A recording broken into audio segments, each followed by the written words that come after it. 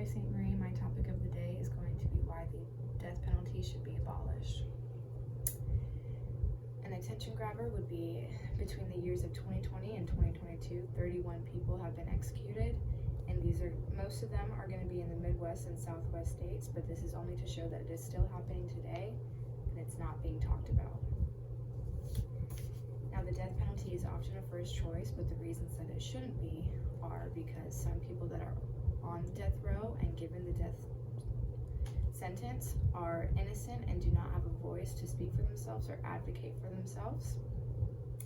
A lot of these people that do receive the death sentence are hoping and wanting a life sentence without parole or with parole. And lastly, it is an unethical thing to do. To dive deeper into our first main point, that some people that are given the death penalty are innocent. It is something that has been happening for decades and decades, and you don't hear a lot about it as a young student going through life. It's just not something talked about. It's not something that people want to talk about, but it's something that people should talk about. In my ethics class, I watched a film called True Justice, Bryan Stevenson's Fight for Equality. And this film showed a man who is advocating for Black men that are on death row who are innocent and don't have that advocator or that voice to fight for themselves. And he is going there and he is fighting for them. And he is fighting for their right and their ability to be able to prove themselves innocent before it is ultimately too late and they are put to death. It is a very inspirational movie, and it shows you the true depths of what these people go through in their lives. Secondly, people who receive the death penalty often would rather prefer or would rather have a life sentence. Some people who are advocates of a life sentence think that the death penalty is an easy way out and that they are not fully justified in their crime. I think people would definitely prefer to have a life sentence than to be executed, and it makes sense. Now, lastly, it's unethical. In my ethics class, this was a topic that we talked about a lot, and the reasons why it was unethical and the reasons why people should truly believe that it is not a good thing and that it should not be an option. I'm a firm believer that people should be behind bars, but I don't believe that it is true justice to take another one's life away. Regardless of their crime, it's unethical. Now, as a rebuttal, when in a younger age, I used to believe that the death penalty was a good choice. I thought, if someone that I loved their life was taken away, I would want that person to suffer in the same way that my loved one did.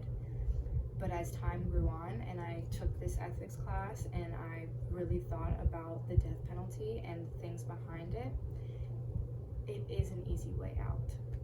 The only way that someone can truly be justified is for that person to suffer in a prison cell and to think every day about their options and what they did in their life.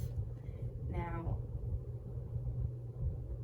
it's very important to understand that even though they did commit a crime and it was horrific, they are still a person. They are still a human being. They still are a brother, a mother, a son, a daughter, a cousin, a sister. Regardless of what they did, they are a human being, and it is unethical to take a human being's life. Now, again, to restate my point, the death penalty should not be an option and is often a first option. The reasons why it shouldn't be is because some people that are put on death row and ultimately executed are innocent people. A lot of people that get the death penalty would prefer a life sentence, and people who are advocates for a life sentence think that the death penalty is an easy way out. And lastly, it is unethical. Again, I will say it is unethical to take someone's life, regardless of what they have done. Now, in conclusion, I firmly believe that the death penalty should be taken off and abolished.